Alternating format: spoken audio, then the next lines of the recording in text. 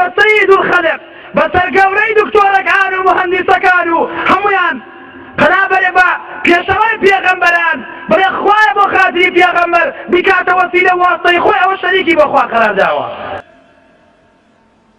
بڕۆ سەیری مەدیحەکان بکە، والله مەدیح نییە شرکیتیانە بێ و کوفریتیانە بێ، ئەلێ هەر تۆی پەنامان، هەر تۆی پەنامان، لێتە پەنا نییە تەواو. خواشە فەرمێ وعلى الله فليتوكل المؤمنون، ئەوەڵێ هەر تۆی پەنامان.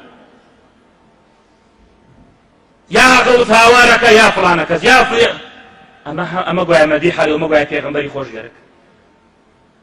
والله إن هذا لقياس شنيع وما آوانية في غمر خوشويستي آوانية هول بدين تيبقين لو قرآنات تيبقين فرمو لكاني في غمر صلى الله عليه وسلم بويا خواي فروردگار بو سببو هلنانان بو لپیاو چاکانو غلو کردلیانو لمرتبه خویان دریام کی اما پیاو چاکان خوری جیر پایان بتوقی سرم نعلی پایان ببان توقی سرم بلام لمرتبه خوی دری مکه وای لمکه که تدخلت بشه بپاڕێتەوە لێی و داوای شیفای لێ بکا و داوای مناڵی لێ بکا و داوای چی لێ بکا و داوای چی لێ بکا. ئەوانە هی خوای پەروەردگارە زوڵمە بیدەیتە کەسێکی تری.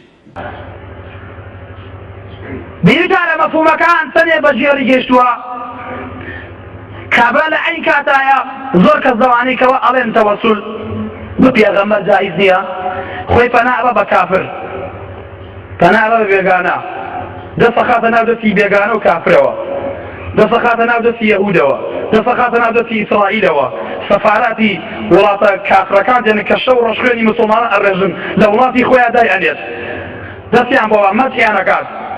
حاشا ولله خوای گەورە و میهرەبان ڕووتان ڕەش بکە تهمەتەکەن، تهمەت بڵاوەکەنەوە لەبەرەوەی کەس نەما دەستیان ماچ بکە، لەبەرەوەی کەس نەما پایان ماچ بکە، لەبەرەوەی کەس نەما سوژدەیان بۆ بەرێت هەڵەسن دەسەکەن بە تهمەتکردن.